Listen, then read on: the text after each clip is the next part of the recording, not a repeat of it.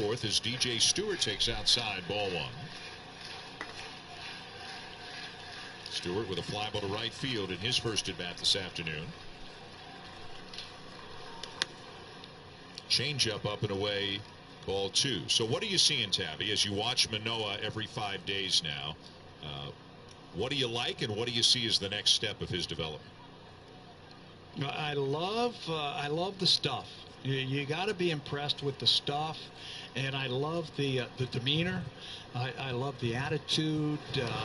I like his delivery too, but at times it's a little bit inconsistent, the delivery.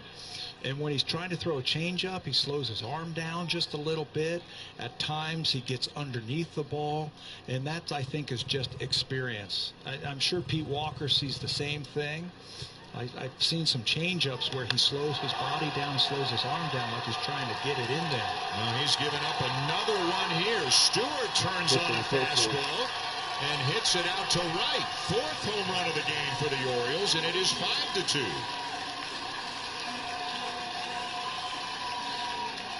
And with that, when you're a little bit inconsistent with your delivery, you can't make pitches consistently where you want to throw it. He's made a couple of mistakes to the Oriole hitters. He made a mistake to Mullins. Mountcastle was a slider. He wanted to get away. It stayed over the middle of the plate. This looked like a pitch that they wanted to go down and away to Stewart, and it stayed in the middle of the plate. And that's just experience and learning and working and getting to know yourself and your body just a little bit more as Anthony Kay gets up and starts to get loose. But other than that, I like everything else that I see from Alek Manoah. And I'll tell you, this is where you learn at the big league level. This is where you finish off the development for a young pitcher. So Kay getting loose. Manoah, who had given up 3 home runs total in his first 4 starts, has given up 4 already this afternoon. And now he hits Maikel Franco, who is not pleased. And I hope Manoah's saying, I didn't mean it. And now the benches are going to clear. I mean, Manoah, you know, his back was to us, so we couldn't see what his face looked like or what he was saying. But Tabby, you know, when a pitcher, especially a guy that big, starts walking in towards the plate, whatever Manoah's intentions are, some people are going to misread it. Yeah, he just got hit for back-to-back home runs, and it looked like he was trying to guide that ball in there. I don't know the inner thinkings of him, but for a young player, I don't think he was trying to hit him. I think he was trying to guide the ball in there, and again, he got the arm underneath the baseball, and it rode up to Franco. And I think Brandon Hyde saw that too, because Hyde went in and said, hey, keep my guys away from him. Now it looks like somebody else is getting hot in there. Looks like some of the coaches are as angry as anybody, and cooler heads are going to prevail and get everybody out of there, hopefully, before it escalates any further. And now Charlie Montoyo's a little bit heated. I think he's in conversation with Brandon Hyde, his counterpart. But again, we don't know what Manoah's facial expression was or what he is saying. But as long as this game has been around, if a pitcher starts walking in towards the plate, people are going to take it the wrong way. Swing and a miss. That retired to side, and that will do it. And it looks like it's over. He'll lead things off here in the bottom half of the first. It was a fastball. It was a two-seam fastball thrown by Manoah, and Franco took exception to it right away, and that's just kind of human nature. The last 2 guys hit home runs. You get hit by the first pitch, you know, you're going to give the guy a look. That's just the way it goes. We'll see if there's going to be some warnings thrown out there. The umpires are huddling right now, trying to decide what's going to go on. Fastball gets underneath it right there, and it just hits him right in the shoulders. He says something. Manoah, I don't know what went on before that, if he said anything or not. I looked at the manager for the Baltimore Orioles. He ran out and told his guys to get back behind. He didn't want anything to escalate right here. pretty He always got a little bit hot also. He was heated, and of course he's a former Blue Jay, so he would have been a teammate of Guerrero's a couple of years ago. And Manoah is saying, what's it for? So I think warnings, unless he's been tossed out of the game. But now Manoah is hot, and he's talking to the crew chief, Jerry Meals, and Charlie's got to get him out of there. And I wonder if Manoah, he's been tossed out of the game. I think he has. Umpires can do that, Dan, if they feel that was intentional. And how do they know Alek Manoah? That, for me, it's just a young kid who got out of his delivery and missed where he wanted to throw the baseball. I don't think he was trying to hit him at all. And the umpires are saying that they thought he did, and that's not right. Yeah, you don't see that call made all that often. And Manoah has been ejected from the game in the eyes of the umpires for intentionally throwing at Maikel Franco. So this one has gone sideways on the rookie and on the Blue Jays in a hurry. It is 5-2 Baltimore. And we will step aside. Anthony Kay is going to come into the game for the Jays. You never want to fall behind as a pitcher, but doing it to a guy like this is even worse. He's got to bear down and execute for the rest of this at-bat, starting right now. And there's a strike as he'll try to work his way back. It's 3-1. 3 balls and 2 strikes to the Yankees DH. We got full count. The 3-2 pitch. High in the air down the right field line. Hernandez is in pursuit, and he tracks it down. Nice play for the first out. Now in the box, Luke Voigt. First delivery to him on the way. That fastball was a lively one. You could hear the pop of the glove all the way up here. Hey, I admit I'm a little biased. There's nothing better than that pop of a glove on a good fastball. Looking forward to hearing a lot more of that pop the rest of this one. Check his swing there. Did he go around? No, says the first base umpire. Ball 1. A ball and 2 strikes. Here's the pitch. After fouling off the second one, I got to step out of the box, adjust my batting gloves, and tell myself there's no chance he's tripling up on that pitch. A swing and a miss. He struck him out, and it's 2 up, 2 down to start the second. Here comes the first pitch. Gio Urshela started to go around, but it's a called strike. 0-1. And no swing, apparently. Ball 1. Still looking for our first hit in the ball game. No offer on that one. 2 balls and a strike. Now a swing and a fly ball. Hernandez is in pursuit, and no one will track it down.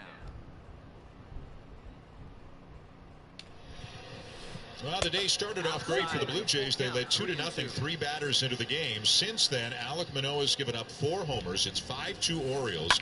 And after he hit the next batter after giving up back-to-back home runs, Maikel Franco, he was ejected from the game.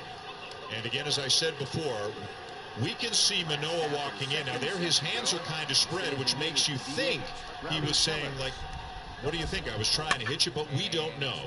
We are not physically at the ballpark. I think people understand this. We don't have all the resources from afar that we normally do. So we don't know what Manoah might have said or what his facial expression was like. I think you and I agree, Tabby. We don't think there was any way he was throwing at him intentionally. Again, he's not a pinpoint command guy. He hits a bunch of people. He did even when he was dominating at AAA this year. But the umpires congregated and felt that he was intentionally throwing at Franco. And you don't see this all that often. They tossed him out of the ballgame. Yeah, and I don't think he was trying to throw at him. I was watching Franco, and Maikel Franco, the hitter knows more than anybody if he's being thrown at or not. So I watched Franco, and he had something to say to Manoah as Alek came off the mound, just coming down, probably just to get another ball from the umpire. And then Franco just started walking up towards third base, and when the benches started emptying, he was trying to keep everybody off the field. So that tells me that he didn't think he was getting thrown at intentionally. Ball just got away from him. And unfortunately, it's after back-to-back home runs. It looked bad, but like he was doing it. It looked like intentional, but I don't think it was. And then to throw him out, that's a mystery to me. Maybe they just don't know Manoah well enough. So, you know, it's getting wobbly right now for the Jays. You mentioned they were up 2-0. Now it's really falling apart right now. They're going to need something good from Anthony Kay now, who's out of the bullpen. So Kay was called up yesterday. T.J. Zoik was sent back down to the minors after his start. Kay was called up just in case they needed some length out of the bullpen last night. They didn't need it last night, really, but it turns out they do need it today. And the numbers have not been good for Anthony Kay, and he wasn't doing great at AAA. And it seems like every time you see Kay, there are times when you go, wow, I mean, there's something here, and he looks great for a while, but then, you know, it'll be the one bad inning, all of a sudden 3 or 4 hits in a row, 3 or 4 runs, and he's still trying to, I think, to figure out what he needs to be, Tabby, in order to stick around in the big leagues. Inconsistency is the best way to describe that. You're right. At times he'll pound that fastball in. He'll show a good breaking ball and a good slider, but then inconsistent. He'll start missing on his spots. He'll start walking guys. He'll give up base hits. It's in there for him. He just has to figure out how to get it out, whatever that is. Been trying to cut the ball a little bit this year, invent another pitch for him, get something else in there to help him get batters out. He's always had that curveball and the fastball and the changeup. Trying to cut it a little bit more this season. He'll get a chance now as Charlie Montoyo and Pete Walker trying to figure out how they're going to put this together. It's only the 4th inning, and his starter's out of the ball game, so the bench, the bullpen is going to have to take this one home for the Jays again. So Franco was in the dugout for a long time after getting hit, and after the dugouts and the bullpens cleared. He's now back at first base, and he was pretty calm through the whole thing. Freddie Galvis was hotter than Franco was, and Brandon Hyde and a couple of the coaches were hotter than Franco was. Here's Stevie Wilkerson, who grounded out his first time up. Getting started second base today for the Orioles. It's Baltimore 5 and the Blue Jays 2. Manoah ejected from the game in the 4th inning. This guy's a righty hitter. He's going to get pounded with that two-seamer. He needs to make sure he catches this thing out front. Franco a short lead, being held on by Guerrero. And the first pitch from Kay is swung on and missed, 0-1. He's got enough fastball to get by hitters. Again, just inconsistency of the strike zone. The strike throwing has been just a little bit inconsistent. They believe he can be a starter. They have trained him to be a starter. Right now, he's going to be a long man out of the pen because they just weren't sure how many innings they were going to get from T.J. Zoik yesterday. There's a shot down to third. Great stop by Espinal, and the throw to second to force the lead runner. That takes away a potential extra base hit from Wilkerson. That is an outstanding play by Espinal at third base. Best camera angle in baseball. You'll see it right down the line. It looks like it's heading for a double, a full-out stretch, and then Panic understands who the runner is. He understands the situation. Just acts like a first baseman, gets that force out at second base. That could have been double, second and third, 1 out. Great play by Espinal, saves the Blue Jays. So now Austin Wynns, the Baltimore catcher, who struck out in his first at bat today. 5-2 Orioles, bottom 4. Go to first, and back in standing up is Wilkerson. You know, we have talked about all the comings and goings on the Blue Jay pitching staff. It just seems like almost every day, either because they need an arm or because of injury, it's almost a roster move a day at times. There has not been a lot of stability on the staff, especially in the bullpen.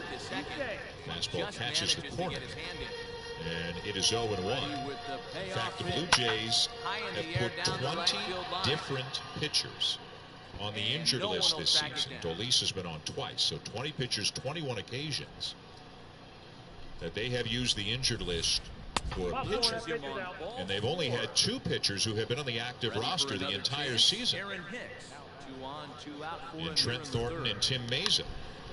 The 0-1 is popped up foul out of play 0-2. If 21 sounds like a big number, it is. No team in baseball has used the injured list for pitchers more often than the Blue Jays have. And kind of crazy, Tabby, in the middle of June to say that only 2 of your pitchers have been on the active roster the entire season. Yeah, and they're both bullpen guys for Mesa and Thornton, but 21 trips to the injured list for the Blue Jays. They wanted to build some depth. Well, that depth have been tested for sure already this season. What's interesting about that list, Tampa Bay, they're a playoff-looking team, and so is San Francisco on that roster. A strikes out wins, inning over, but it's 5-2 Baltimore at the end of 4. Time now for a Blue Jays Central update. Here are Jamie Campbell and Jeff Blair. One ball, one strike. Most certainly did. It's a ball and a strike. And a half swing here, but it pretty clearly went around, and it's 1-2 now.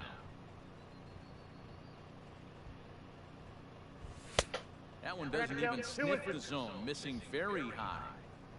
And now pitch on the way. Swing and a miss as he starts the third the same way he ended the second with a punch out, 1 away. Here's Randall Grichuk, his career line against Garrett Cole, just a 1 for 9. He's also gone down on strikes 5 times. Ball 1 to start the at-bat. Went about halfway there, but it's a called strike regardless.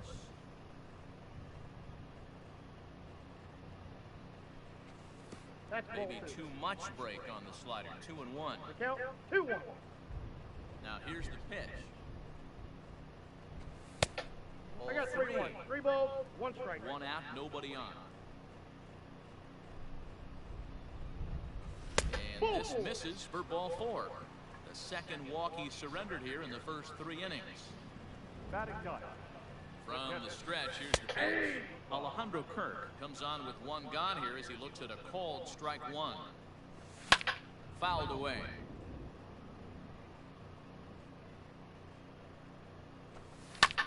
And here's a ball hit in the air. But no chance to run it down. It's a foul ball. Here's another 0-2. Should be fun. It's game 7 between the Bucks and the Nets. Giannis on one side, Durant on the other. The winner moves on to the Eastern Conference Finals, and you can see it at 8:30 Eastern to 5:30 Pacific on Sportsnet 1 and Sportsnet Now. Top of the 5th inning at Camden Yards. The Orioles 5 and the Blue Jays 2. And it'll be Reese McGuire, Marcus Semien, and Bo Bichette coming out for the Blue Jays. By the way, if we get official word, I don't know that we will, but if we do, as to exactly why Manoah was ejected by the game, we will let you know. It could have been just that they thought he was intentionally throwing at Franco. McGuire fouls it off. I wonder, Tabby, though, maybe if they just felt, you know, he was a little bit aggressive after the fact. The walking in, he eventually threw his glove down to the grass a little bit later. And I just wonder if they thought that was a little bit over the top. We don't know.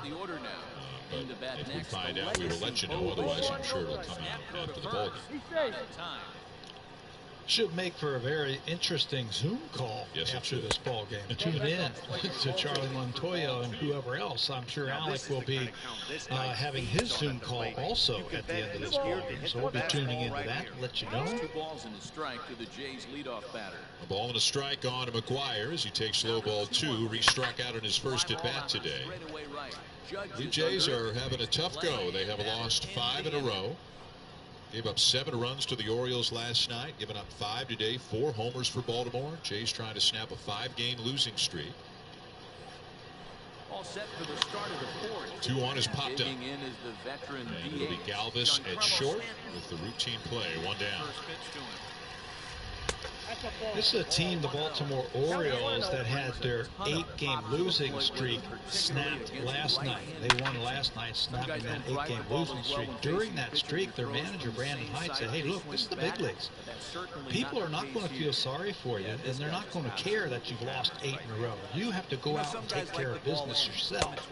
And that's how it's always been. You just got to deal with it. You got to get out there and you got to play some hard-nosed baseball. A hanging breaking ball. Marcus Semien takes down an away ball 1. Semien is homered and struck out today. Dean Kramer got rocked early, but he is settled in. Other than a bit of a bout with control issues last inning when he walked a couple, but then he struck out Jared Hoying to strand a couple of runners. The 1-1. And Simeon has popped it up. Shallow right field. Wilkerson, the second baseman there. 2 down. And now a message from off. Enjoy your summer pest-free with Off mosquito and tick repellent. Off, live on.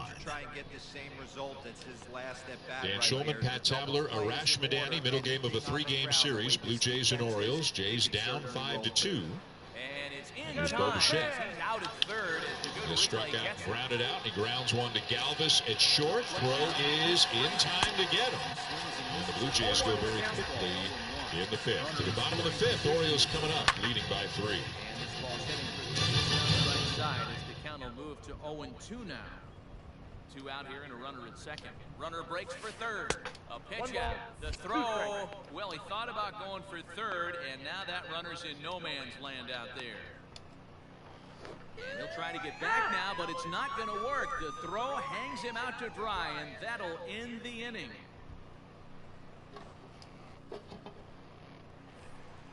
Bottom of the inning now, and next to bat will be the outfielder, Lourdes Gurriel.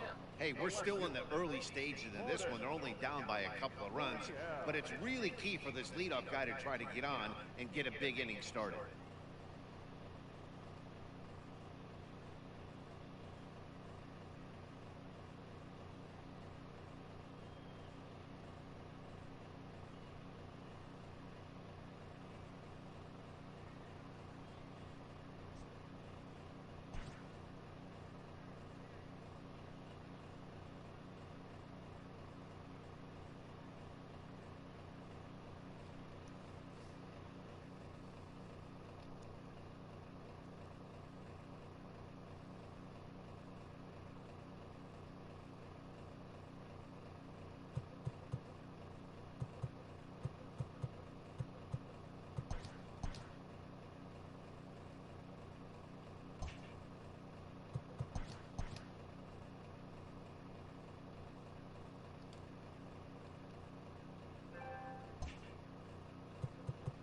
A free digital commemorative Pride Month print.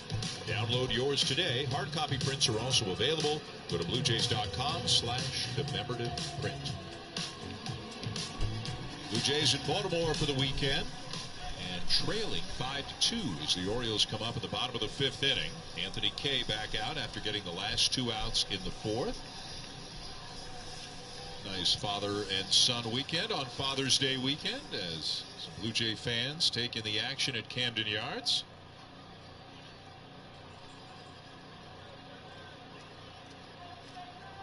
I missed that. I missed seeing that in the stands, and it's so good here this year that the fans are back. The Jays fans are back, seeing them when the team is on the road. And tell you, Dan, I can't wait for this team to get back to Toronto and really play in front of their home fans again. They deserve it. They do. It's been tough. Yeah.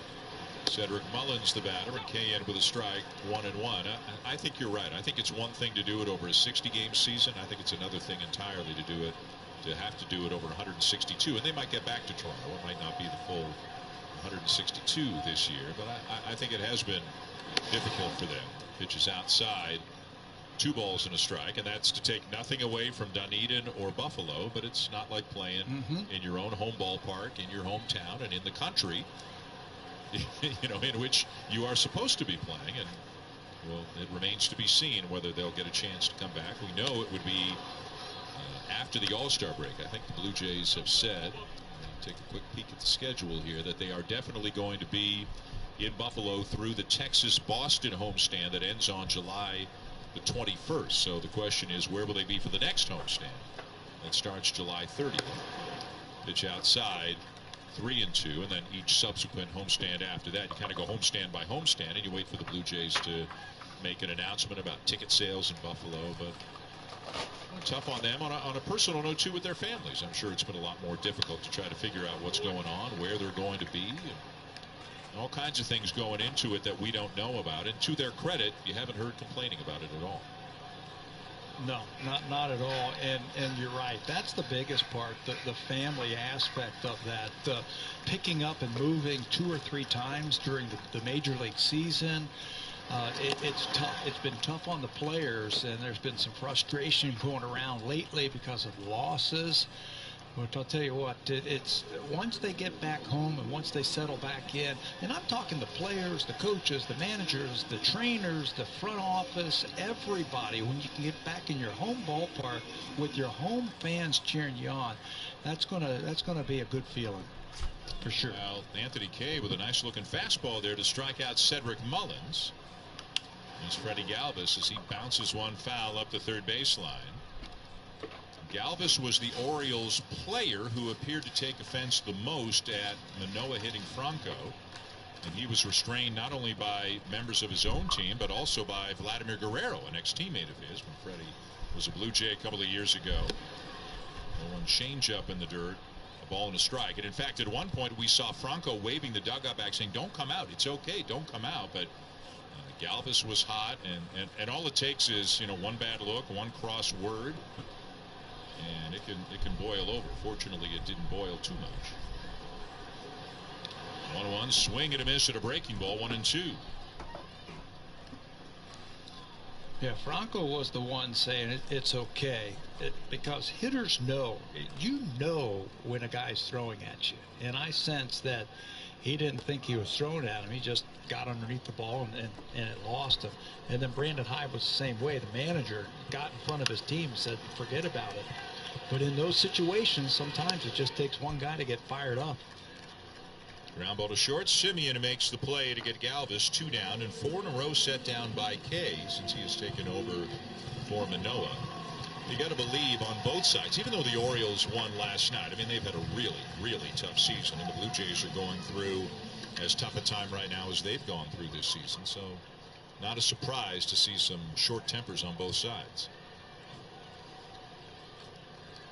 Day game after a night game, that's when they always happen. Guys didn't get the proper sleep, and they're up, and they're cranky to begin with the day. So, yeah, it happens all the time. Strike taken by Trey Mancini, who has struck out and walked today. Orioles 5, Blue Jays 2. 7 hits in the game, and 6 of them have been home runs. The only one that isn't was a single by Randall Grichuk back in the first. The other 2 Blue Jay hits, homers, and all 4 Orioles hits today have been home runs. 1-1.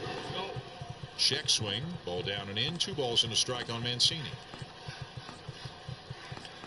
This is what Anthony Kay can do. He's come in, he's faced 4 batters, he's retired all 4 of them. Looks sharp. Sometimes that's the best thing. Just come in, unannounced, you just get your stuff, you get loose, you don't have time to think about it, you just get out there and you just throw, you just pitch, and he looks sharp. Looks like you got a break at the bottom of the zone there. Mancini is really unhappy with that call. It's now 2-2. We are under the lights this evening as we get. It's always been interesting for Kay, kind of up and down between the big leagues and the minors, and back and forth between a starter and a reliever, trying to solidify a role. Ground ball to third. Nice play by Espinal, cutting in front of Simeon, and it's a 3-up, 3-down. Bottom of the 5th, Jays coming up, down by 3. Digging in, we are set for baseball here this evening.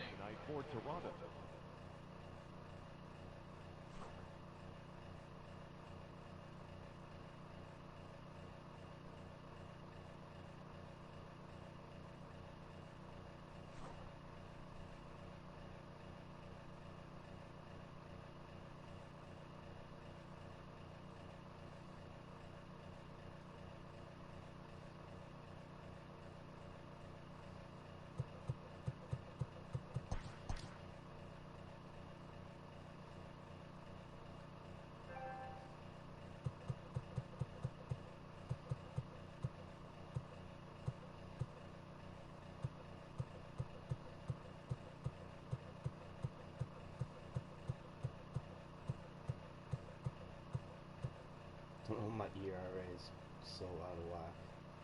Must have fell asleep a couple times. impossible to get that in shape.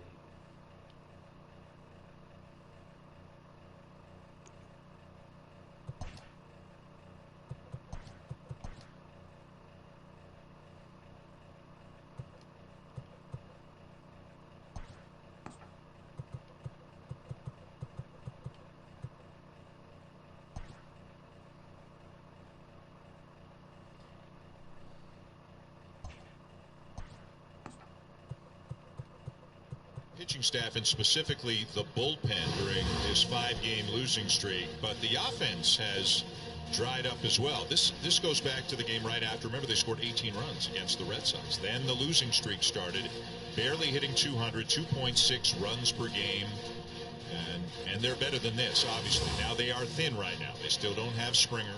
Teoscar Hernandez is away from the team. Guerrero's hit a home run today. Simeon's hit a home run today, but they're playing a team that has the worst ERA in the American League in the Baltimore Orioles, and they've scored 3 runs in 14 innings so far. As Vladdy takes high, a ball and a strike. That's got to turn around as well. Yeah, during this 5-game losing streak, they've only hit 5 home runs, and they've only driven in 12 runs, 12 RBIs. And looking back, there's been 3 one-run losses by the Blue Jays, some really tough losses. One-run losses where a hit here or a defensive play there as Guerrero flies out to right field for the inning's first out. You know, a base hit here or there, you know, and now you're not talking about a 5-game losing streak, but those one-run losses can really put a lot of pressure on you, a lot of stress on you. Well, I'll throw some numbers at you. In 1- and 2-run games this year, the Blue Jays are 10 and 20. So they are on the short end of most of the close games. They've had some blowout wins, obviously, as Grichuk fouls it back. And that's why, and this is hard to do, it is hard to be 2 games under 500 with a plus 37 run differential. They've scored 37 more runs than they've allowed, and they are under 500. And that's because they've lost a lot of close games, especially recently, especially late. And to break it down a little further, if I may, in innings 1 through 6, the Blue Jays have a run differential of plus 48.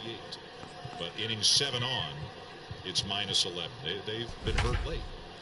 And that's why they've lost so many close games, as Grichuk stays alive by chopping it foul.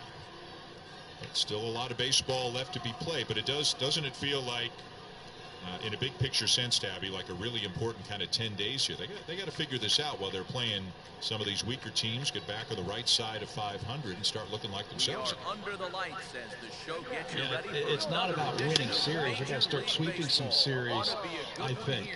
You know, to put that run differential in perspective, you mentioned the Blue Jays are 2 games under 500, but they have a plus 37 run differential. The Yankees, who are ahead of them at the start of play today, 4 games over 500, they have a run differential minus 1. The Blue Jays have had plenty of opportunities, plenty of runs scored. They just haven't scored enough at certain times to help them win games. Blowing out some teams, but losing the close games. 4th best run differential in the league, but the 10th best record in the league. And they're a ways back at that second wild card spot right now. So they start finding a way to win ball games, and soon.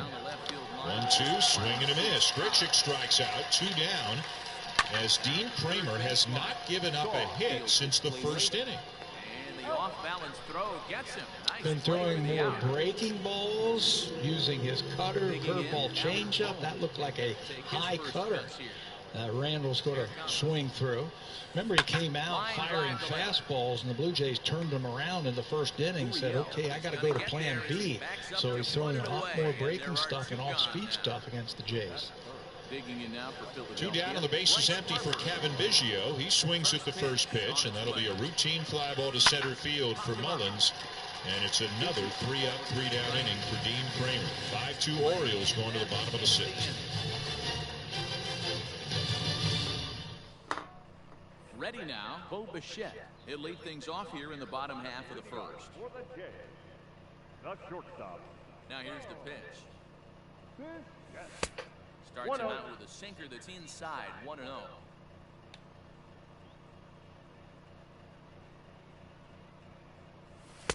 Aiming for that outside corner, but just missing, 2-0. And it's 2 balls and a strike to the Jays leadoff batter. The count is 2-1. Hard hit ball to second. There's Segura. Throws in time, and that's out number 1. Teoscar Hernandez digging in now. The right fielder, Teoscar. Ready with the first pitch. Here it comes.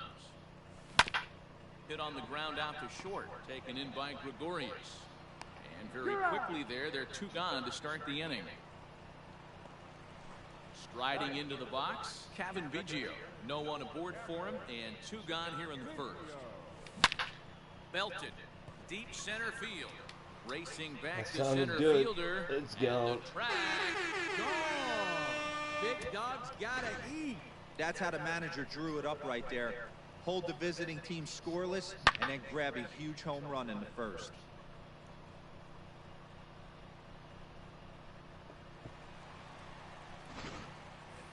Interactive kids games on the ballpark app of the Junior Jays Hub, presented by Boston Pizza. You'll find a new skee-ball game, match game, and puzzle game, along with other exciting Junior Jays content. Download the ballpark app, go to the Blue Jays team page, and visit the Junior Jays Hub, presented by Boston Pizza, to play today. Bottom 6 at Camden Yards, Orioles 5, and the Blue Jays 2. Anthony Kay coming on after Alek Manoah was ejected from the game after hitting Michael Franco. Kay has retired all 5 batters he's faced. 2 strikeouts, 3 groundouts. There's a big swing and a miss by Anthony Santander to begin the bottom of the 6th. So now to the plate. I was thinking about it a little bit more just now, Taffy. It's hard to remember times. This one is sent foul down the left field line, 0-2. A pitcher will get kicked out of a game sometimes if he hits a batter. If a batter on his team had been hit previously by the pitcher on the other team. You know what I mean? If it was a retaliatory thing. But how often... Sure. 0-2 is in the dirt. How often do you ever see a guy get kicked out of the game when that's the first batter who got hit? And that's what makes me wonder if maybe they just, if either Manoah said something or if they felt his body language was a little too aggressive. And again, maybe we'll find out in-game, maybe we'll find out after the game. But I think everybody was surprised that he got tossed out. 1-2 is very high, 2-2. I can't recall ever a pitcher, he hadn't been coming inside, he hadn't been warned, anything, hitting a batter, bench is clear, and then the pitcher is thrown out. I can't recall that, ever seeing that. I'm sure it's happened, and I'm not sure, and I know umpires can throw him out if they think in their mind that he's throwing at them. But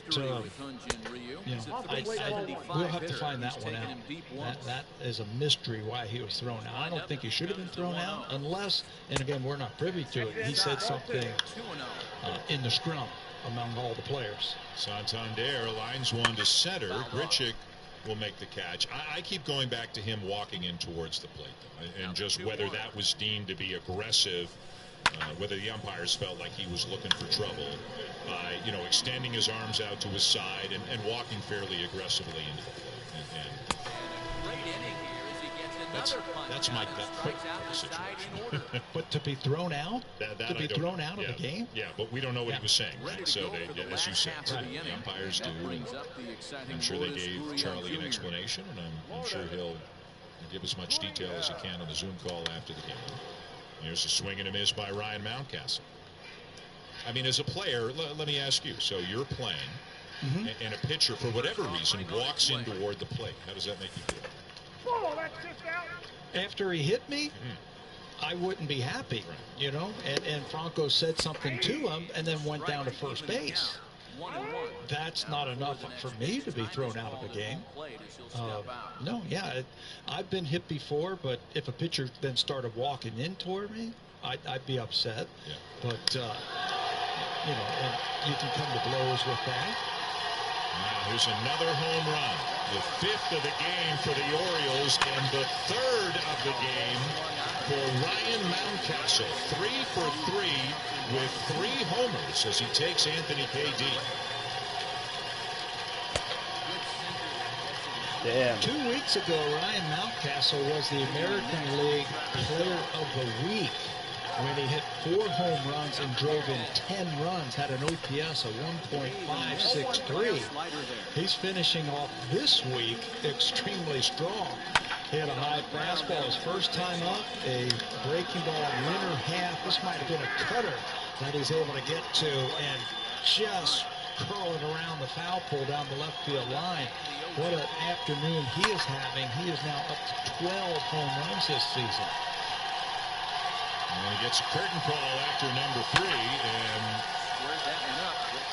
he might have a chance to make history today. 4 home runs, the all-time Major League record. There's DJ Stewart. He homered his last time up, swinging a miss at a curveball here, and it's 0-1. So bases are empty here with 2 gone, and the big right-handed batter. What a day for Mountcastle. Solo shot, then a 2-run homer off Manoah. And now a no doubt about it one deep into the seats and left off Anthony Kay. Says the first base umpire, ball 1. 1-0 count. Here it is. That's 4 straight hits for Mountcastle. His last at bat in last night's game, he had a single. So he is locked in. He's getting that batting average up today for sure. Jay Bruce, 7-8-9, bottom of the order. Shift on against Stewart, a ball and 2 strikes. And did he go? Yeah, he did. Committed on that curveball down and away, so Kay strikes him out 2 down. Oh, that's up there.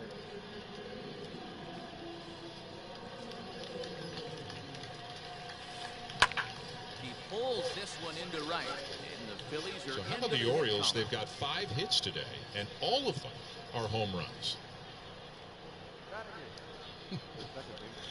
From a team, Dan, that's really not known as a home run hitting team. This isn't the Orioles from 2015 or 2016. Manny Machado and that bunch. They came in here 8th in home runs.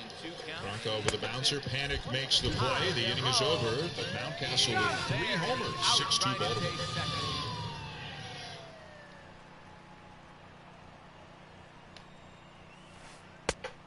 Misses, and we're even at 2-2. And this will miss down low in the dirt, so he's worked it full now at 3-2. Boy, went from being in the driver's seat to now being in some trouble.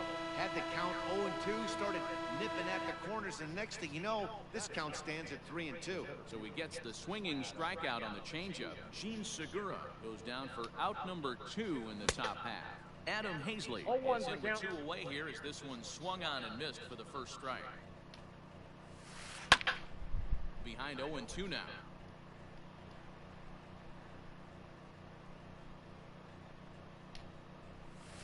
Oh, got him looking at the 2-seamer. Bottom of the 3rd now, and now it'll be the catcher, Alejandro Kirk. The catcher, number 85. Ready with the first pitch. Here it comes. 0-1.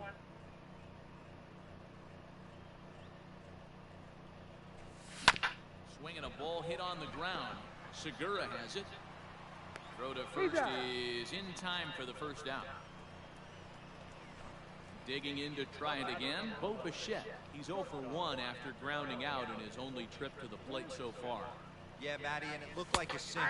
LA to take on the Sparks tomorrow at 4 Eastern, 1 Pacific on Sportsnet 360 and Sportsnet Now. Do exactly the same thing as his last AB. He's got to fight to get it elevated just a little bit. Dan Shulman and Pat Tabler and Arash Madani with you. And a new pitcher on for the Orioles with Baltimore up 6-2 going to the top of the 7th. It's left-hander Tanner Scott.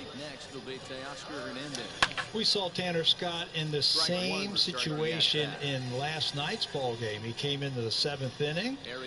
He had a couple of strikeouts. He faced Biggio, Guerrero, and Panic, a couple of lefties. So they bring him back in the 7th inning in this afternoon's game. He will face a lefty to lead off. He's got good stuff. Good hard fastball, good hard slider.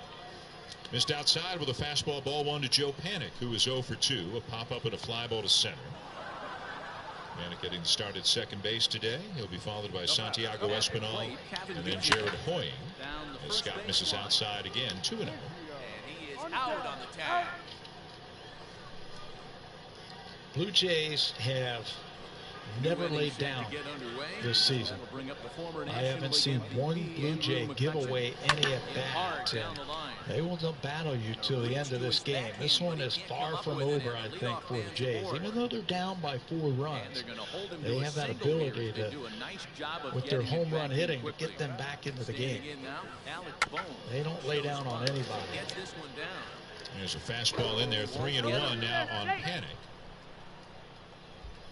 Here's Bryce Harper now, as he'll look to bring home that time. Looks like Gurriel's feeling okay. Had a bat in his hand. Maybe he's getting ready to pinch hit. So maybe those back spasms from last night have subsided.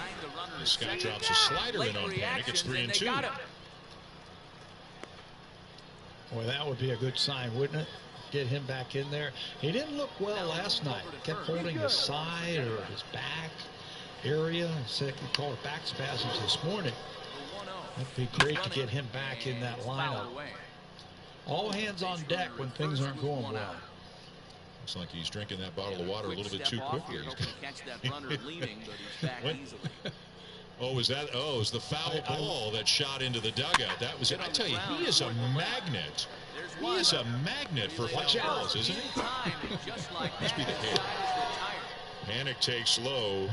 Ball 4, so that's what it was. He was minding his own business, drinking a bottle of water. Meanwhile, Dean Kramer with the best outing that he has had this season. Came into this ball game with an elevated earned run average. He hadn't won a game since last September. An ERA just under 7, and it looked like he was going to have a short afternoon, giving up 2 home runs to the first 3 batters that he faced, but he settled down, gave him 6 innings, 90 pitches. Just 2 earned runs, those 2 home runs given up. And now Espinal loops one into right center for a base hit, and Panic can make the turn and come to third. So they are starting in a promising way here in the 7th. The runners on the corners with nobody out. Something as small as a 3-2 walk from Joe Panic can open up the floodgates for the Blue Jays. Espinal's had a good day. He walked his first 2 times up. Now he's just going to get sawed off and slam that ball into right field. The first 2 guys get on first and second. You never know. That's what I mean. Blue Jays, they never lay down. They always play you right to the end. And it is indeed Gurriel to come up and pinch hit. He will bat for Jared Hoying, who got the start in left field today. So this is just on a broader scale. This is good news to see that 24 hours later, Gurriel is feeling a lot better than he felt last night.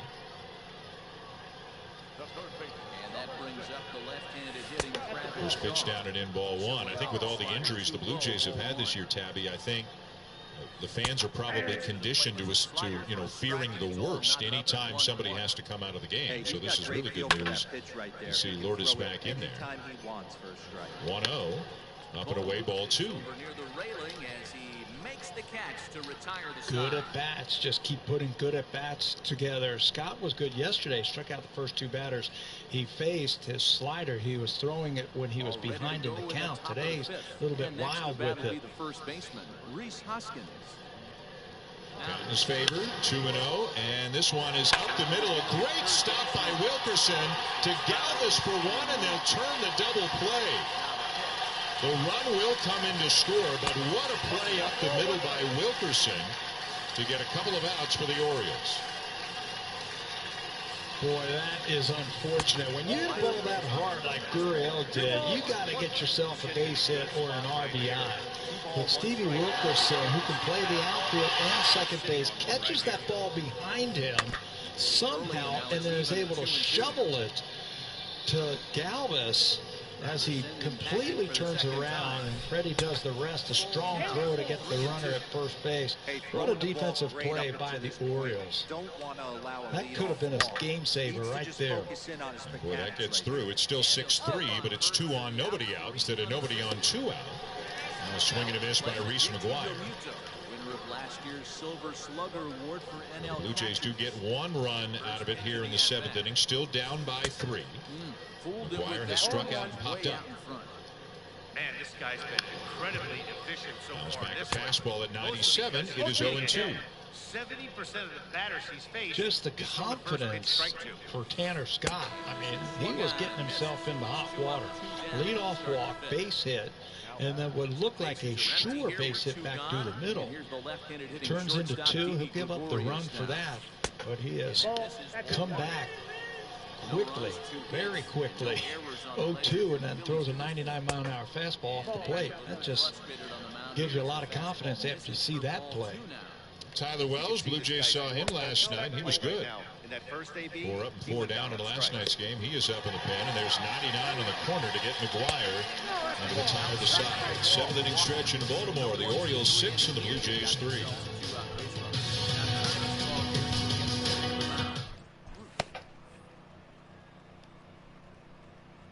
Ready with the first pitch. Here it comes. Jake Bruce is in with 2 away now as he looks at a called strike 1. Here's the 0-1. Weekly hit to third. And no chance on the throw, so a great effort, but that'll be scored a base hit. Gene Segura standing in. And there's a swing and a miss at an off-speed pitch to start him out. 0-1. He was a strikeout victim in his first try. Changes up on him, and that's in the dirt for a ball. Trying to hold the lead. Here's the delivery. Fooled with the curveball there, and it's strike 2. Maybe trying to back him up a bit there with the fastball. Look out. Don't want to hit him there. It's full 3-2. 3-2, 2 out, runner on first. Lots of possible outcomes on this pitch. And now in advance of a big 3-2 pitch, time is called at the plate as he'll press the reset button. And there's ball 4 as this one gets away a bit. Coming to the plate now, Adam Hazley, as he's got a chance to tie this ball game up with that equalizing run just 90 feet away at third. First delivery to him on the way. And he misses inside with that one, ball 1. Bases are loaded here, 2 down. And here's a fastball in for strike 1. 91 miles an hour that time. You rarely see a pitcher of this quality throw one right down the middle, and man, as a hitter, probably a good chance you're not going to see that pitch again.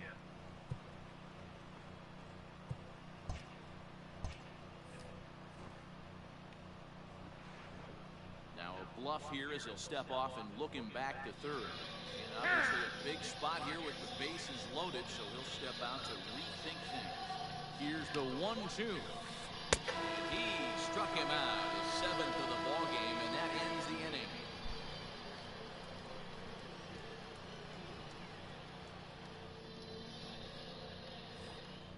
Randall Grichuk at the plate now. He's 0 for 1 thus far. The center fielder, Randall. Ready with the first pitch. Here it comes. /5050 to get your tickets for Jays Care's ongoing mega jackpot in support of indigenous communities. The take-home prize is over $60,000. Today, tomorrow's early bird is a signed Vladdy Jr. jersey plus the mega jackpot. BlueJays.com/5050.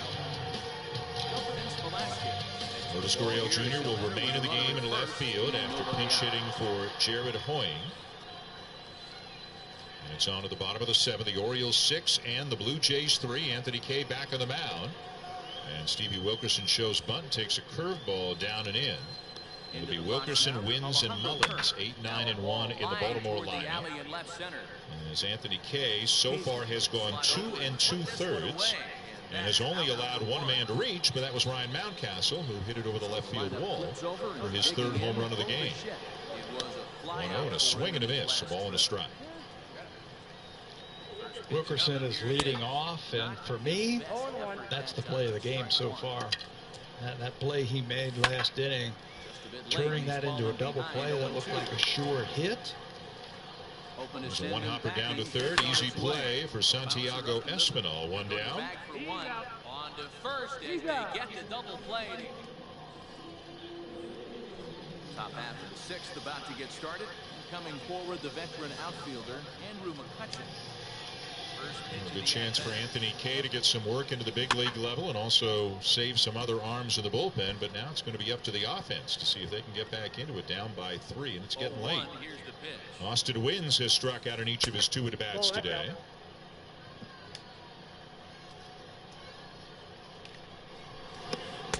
And a curveball comes in low, ball 1.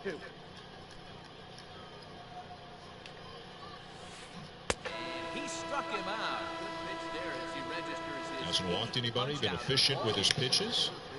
Change up there, weakly hit to Guerrero, and he'll feed Kay at the bag in time, 2 down. Takes a called strike. It's 0-1. From the best shows and films to live TV from across Canada, discover CBC Gem and stream for free. One of the better hitters on this team. Not afraid to. Along with Pat Tabler and Arash Madani, I'm Dan Schulman. Glad you're with us this afternoon. 3rd game of the series comes your way tomorrow. And Hyunjin Ryu will be on the mound for the Blue Jays. Matt Harvey for the Orioles. Back around to the top of the order, Cedric Mullins, 1 for 3, a home run and a couple of strikeouts today. And now he lifts one high and deep to right field. And another 2 home run game for Mullins. 2 days in a row, he has hit 2 home runs against the Blue Jays. Well, this is getting crazy that the only hits you can get are home runs. That's what the Orioles are doing this afternoon. Cedric Mullins came into this game with a .342 batting average at home. Since the start of last season, he was tied with Vladimir Guerrero Jr. for the highest batting average, home batting average since the start of last year. And he's doing it again. Breaking ball. We've seen this before. Takes it out of here. Waits back on that breaking ball nicely. He now has another multi-home run game. That's his 12th. Fastball on the inner third. I wonder what the record is for most hits in a game when every hit is a home run. I mean, it can't be much more than 6. Yeah, I know. Wow. They hadn't hit more than 3 home runs in a game all season. They got 6 today as Galvis finds a hole on the right side for a base hit. 1 run, 5 hits. Yeah, you figure you'd sprinkle in a single here or a double there, and but everything they were hitting was leaving the ballpark. What an afternoon for Anthony Kay. It looks like his day is done. Charlie Montoyo on his way out to the mound. That'll be all for Kay. And it's Anthony Castro on his way in with the Blue Jays now down by 4. Boy, that's a late mistake that concludes fading. It's only a solo shot, but with the way their starter is throwing it, that could be enough to seal the deal.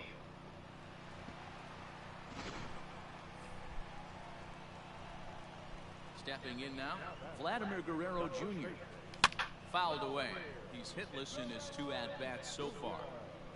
Into the windup, here comes the 0-1. Skied into straightaway right. Harper has a read on it, and that retires the side. Next to bat will be Rhys Hoskins. He'll lead it off here as we begin inning number 7. First pitch of the at-bat. I really like how he's been attacking hitters early in these ABs. He's thrown strikes on the first pitch to over 70% of the guys he's faced so far. Now the pitch.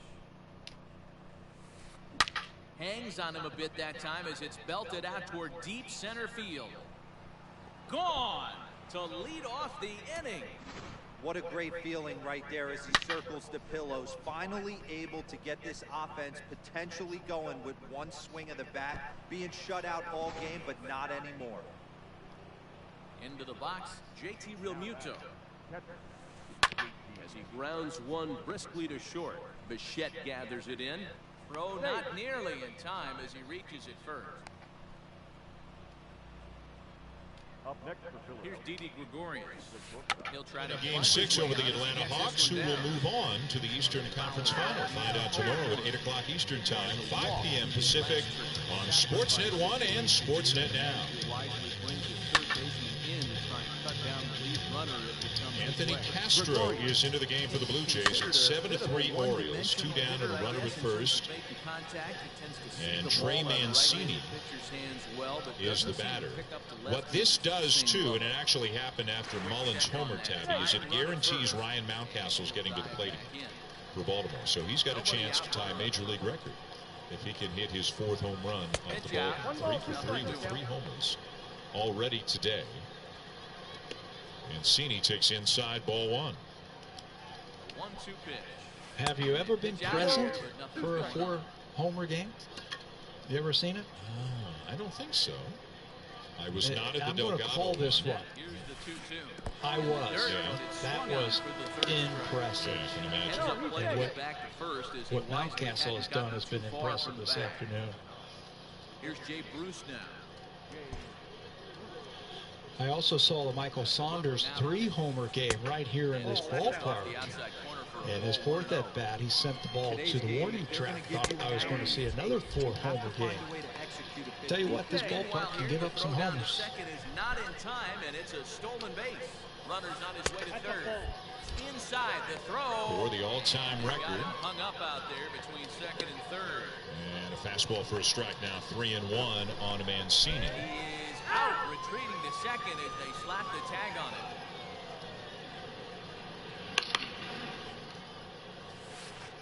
A couple of righties, Cole Sulser and Hunter Harvey now throwing for the Orioles. As the fly ball is lifted to center fairly deep, but it is playable for Grichuk. And the inning is over. End of 7, and the Orioles lead the Blue Jays 7-3. And another strikeout. 11th of the ball game, and this one ends the inning.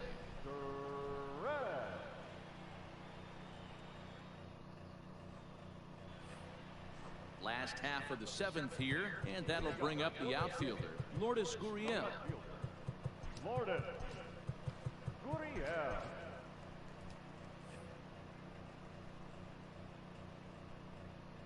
Sir Anthony Dominguez gets the call from the pen to take over on the mound and start the home 7th.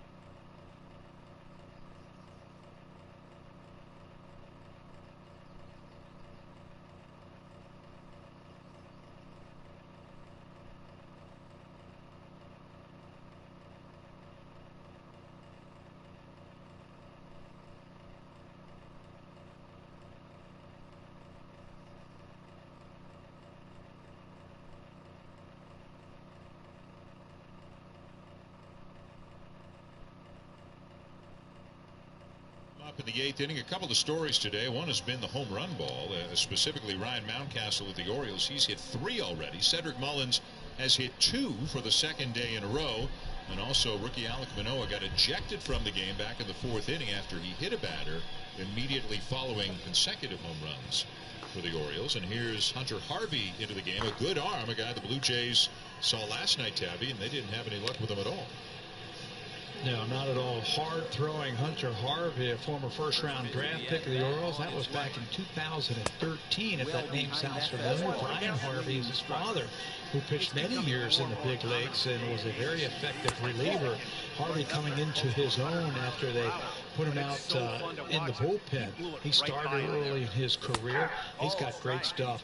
And Brandon High wants to bring him in against the best that the Blue Jays have to offer, and they will start at the top of the lineup here in the 8th inning. Marcus Semien, first pitch swinging, drives it to left field, his 2nd home run of the game. The ball is flying at Camden Yards. It's now 8-4.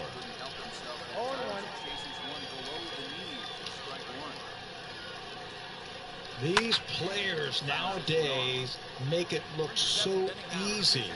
How you turn around a fastball like that. We mentioned Harvey's got a big fastball. the best out of the bullpen that the Orioles have to offer, and Marcus Semien just said, okay, I can turn that around like it's a BP fastball.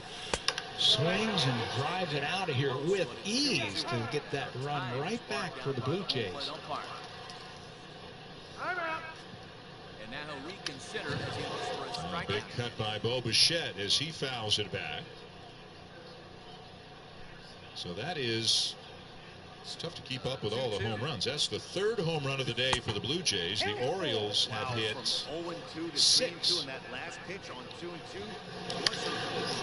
He had this guy in the ropes, but Bichette sends one deep, but just foul down the right field line. So it is 7-4 Orioles in the 8th inning. Blue Jays get a run. Orioles get one back. Blue Jays get a run, but see if they can inch any closer here in the 8th inning. Bo is 0 for 3 today after going 0 for 4 last night. I got the count. 1 and 2. He's gone to the well with that pitch. It's still close because you mentioned there's 9 home runs hit. 8 of them have been solo homers. That's why it's still just a 3-run game. Anybody's ball game here in the 8th inning. 8 solo homers. That's a base hit into left field. 7-4 Orioles. Nobody on, nobody out. And Bichette hits a roller right at Galvis, the shortstop, and they'll throw him out by a step for the first out of the inning. Freddie Galvis is so smooth out at shortstop and dependable. You hit it to him, and it's probably going to be an out. He's only committed 4 errors all season long. So here's Vladdy, 1 for 3. He's got one of the homers, hit it back in the first inning. His major league leading 23rd on the season. Huge break on that slider there from Harvey, but he missed outside by about 1.5 feet. And Jordan Romano, is he actually throwing to get loose? Sometimes we see Romano just get up, kind of walk around, but maybe they feel he's got to get a little bit of work in to see how it plays out. That'll give way to the veteran second baseman, Gene Segura. There's a strike over the inside corner, 1-1. And Romano is indeed throwing in the bullpen, so it looks like maybe he's going to come in. Blue Jays haven't had any leads to protect recently, obviously, and Romano hasn't pitched since Tuesday. I got 1 ball, 1 strike. Swing and a miss, 1-2. There's also an off day on Monday, so you figure he's going to throw either today or you might need him tomorrow as Paul Fry begins to loosen up for the Baltimore Orioles down in the pen. This is the recipe they used yesterday. Scott, Harvey, and Fry, 7th, 8th, and 9th innings. So we got him looking there. Vladdy with a big cut there, fouls it off, and the count remains 1-2. Last night when Guerrero went 0 for 4, it was just the 6th time now in 69 games for the Blue Jays where he has not reached base. He has been on base in 63 of 69 games. Offers are few and far between this year for him. He pitches outside, 2-2. And he gets on base because of pitches just like that. He's not offering at it. His eye has been so good. He has a plan. He is sticking to the plan. He's shown discipline to stick with that plan. And he has an idea every time he steps into that plate. And now full as he takes one in the dirt. 7-4 Orioles leading the Blue Jays in the 8th inning. Randall Grichuk on deck. Capodibiggio behind him if it gets that far. Blue Jays seen some pretty good arms out of the Oriole bullpen for the 2nd game in a row. Did he go? They appeal, and yeah, he did. He knew it. 2 down. Now a message from TD. Who makes your season special? Nominate them for a chance to win great prizes at BlueJays.com/TD MVP Spotlight. Marcus Semien with a 2-home-run game. 2 of the 3 homers the Blue Jays have, but the big problem's on the other side where the Blue Jays have surrendered 6 home runs, which is 3 more than the Orioles had hit in a game at any point this season. Grichuk takes high. Ball 1. Randall 1 for 3 today. Hitters count all the way. Here it comes.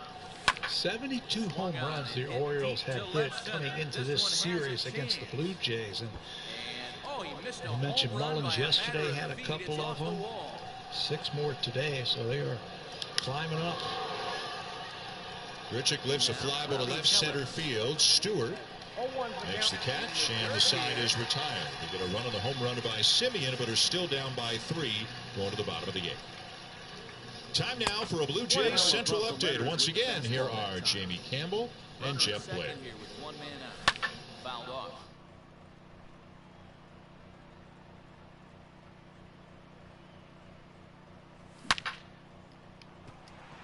Into right field, that's a base hit. And they won't risk it at third, so they're at the corners now with only 1 away.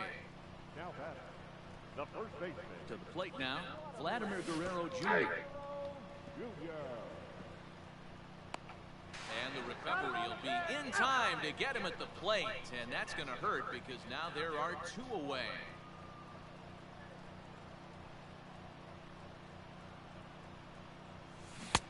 Good deception on the slider there as he's way out in front. So back-to-back sliders for strikes. Does he come back with yet another? Hey, that's back-to-back really good sliders. I wouldn't be surprised if he threw another one right here. Looks like he's got that slide ball in his back pocket right now. Count is 1-2 now.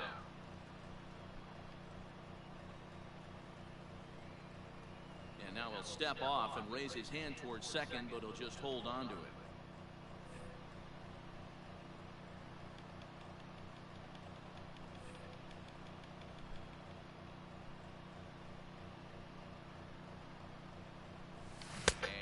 Did he go around? No, he did not. Ball 2. Hey, great job of holding up right there. Little 2-out lightning might ensue by 1 check swing holding up.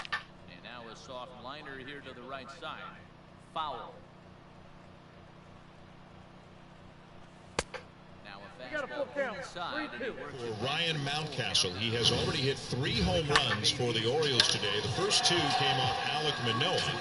A solo shot to center back in the 2nd. And then in the 4th inning came up, got a slider over the inside corner and lined it into the first row of seats down the left field line. And then against Anthony Kay in his 3rd at bat, a no doubter, just fair down the line. So 3 home runs and 3 at bats, a curtain call, and a chance to make some major league history. And he comes up at the bottom of the 8th inning. He is on deck right now. 18 times in major league history, a player has hit 4 home runs in a game. If he's going to do it, he's going to do it against Jordan Romano, who was into the game, Tabby, to get some work in, having not pitched since Tuesday. Yeah, so he needs to get in. I thought they might save him for tomorrow because they have an off day on Monday. But you're right, he needs some work just to stay sharp. Yeah, I'm with you. I thought this might be a tomorrow thing as well, because if he goes out and throws 24 pitches right now and you need him tomorrow, do you have him tomorrow? But the decision must have been made that it was time to get him some work. He has barely pitched over the last 5. He's only thrown 9 pitches over the last 5 days.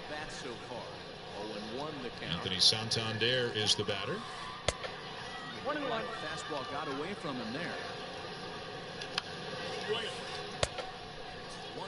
Well, you can monitor that. So you were talking about, well, if he goes out and throws 20, 25 pitches, you can monitor that. If you're Charlie Montoyo and you're Pete Walker, you just watch. You get somebody up in the bullpen, and they've got Salcedo up in the bullpen. So Romano, he can work back-to-back days. You just don't want to overwork him today in a 7-4 ball game. You might need him tomorrow for the reuse start.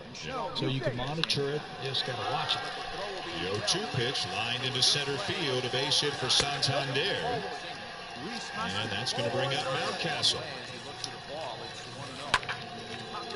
So a little background, as we mentioned, 18 times somebody has hit 4 home runs in a game. One Blue Jay has done it. Carlos Delgado did it back in 2003.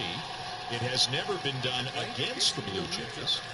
The last time it was done was by J.D. Martinez back in 2017. So 4 homers in a game is rarer than a perfect game or than an unassisted triple play. Mountcastle and Romano. And the first pitch lined into left. It's a base hit. So it's not history, but it's still an incredible day. 4 for 4 now for Mountcastle as Santander goes up to second. Richard 5 for 5 if you count his last at-bat in last night's ball game. He was a former first-round draft pick out of high school in 2015, so there's some growing periods. In the last couple of years, that power stroke has started to come out. A couple of seasons ago, he had a big home run season in the International League. He had 25 home runs for the AAA team, and then 5 in just 126 games last season as Salcedo started to warm up, exactly what we were talking about. But yeah, Ryan Mountcastle is starting to turn into a power hitter for these Orioles. DJ Stewart, who's got a home run today, takes a strike. 2 on with nobody out, bottom of the 8th. And the Orioles leading the Blue Jays 7-4. Saucedo was playing catch, then he went on the mound, and he is throwing every now and again, but he's not like seriously getting loose yet. See how the inning progresses. 0-1, and it's bounced foul right side. No balls and 2 strikes. Jordan's got the big fastball, and he's going to have to use it with that breaking ball. Got 2 types of breaking balls. He can throw it over for a strike early on, then he can strike you out with one that's a little bit harder and breaks just a little bit more. Santander at second and Mountcastle at first. And Romano out in front 0-2 on Stewart. And the pitch, a slider, bounced to first. Guerrero has it, feeds Simeon for 1, and they don't have a chance at a double play. Take on any project with Home Hardware, proud partner of the Toronto Blue Jays. Here's how. Bottom 8, Camden Yards in Baltimore, and the Blue Jays in danger of losing their 2nd in a row to the Orioles and their 6th in a row overall. 1st and 3rd, 1 out. 7-4, Orioles leading, and now Romano to face Maikel Franco. Franco has struck out, was hit by a pitch. That was when Manoah got tossed out of the game, and then he is also grounded out.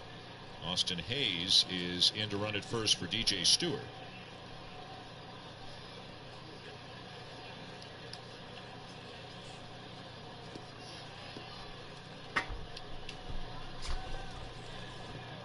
The middle infielders are a double play depth. Espinal's backed up behind the bag at third. Guerrero holding on Hayes at first. Get a ball on the ground. Franco's a pretty good double play candidate, but he's got some pop in that bat as well. First pitch is popped up. Back goes Panic. In comes Biggio. Biggio the catch for the 2nd out.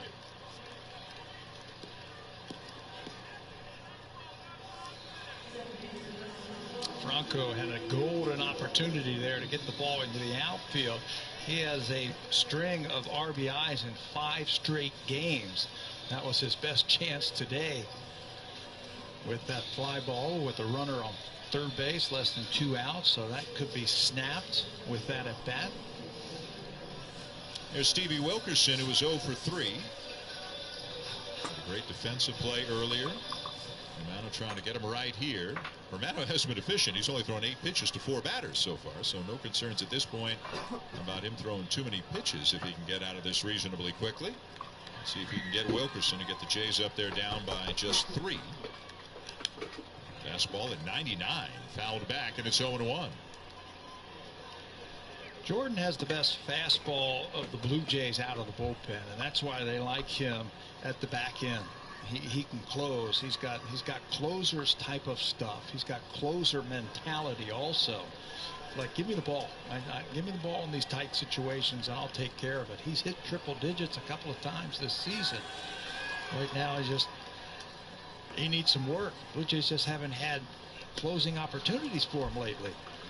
It's a swing and a miss and a fastball up, and he's out in front 0-2. Blue Jays will send Biggio, Panic, and Espinal, 5, 6, 7 in the order, up in the 9th inning.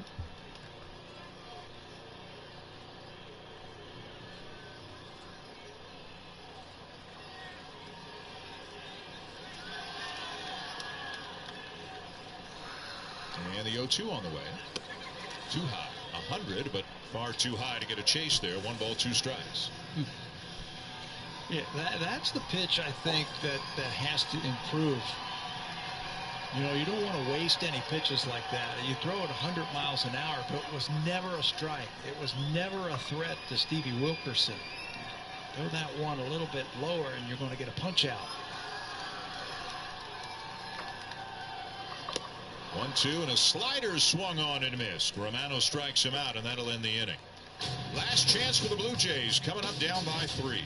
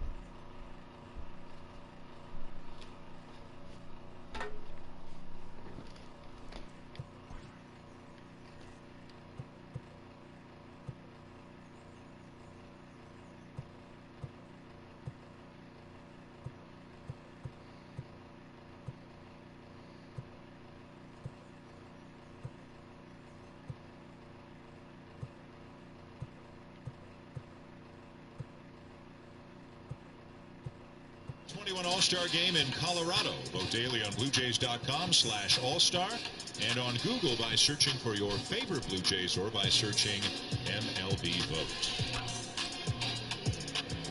Top of the 9th at Camden Yards, and the Blue Jays are down by 3, trailing 7-4 for the second day in a row. They will see Paul Fry in the 9th inning. Fry pitched that 9th inning. Was not a safe situation, obviously, the 7-1 lead, but he did have pretty decent inning, had a strikeout and just gave up a single. Fry's numbers in 26 games, pretty good. Opponent's batting average of 172. He's got a 3-to-1 strikeout to walk ratio. Basically does it on 2 pitches, fastball, slider. So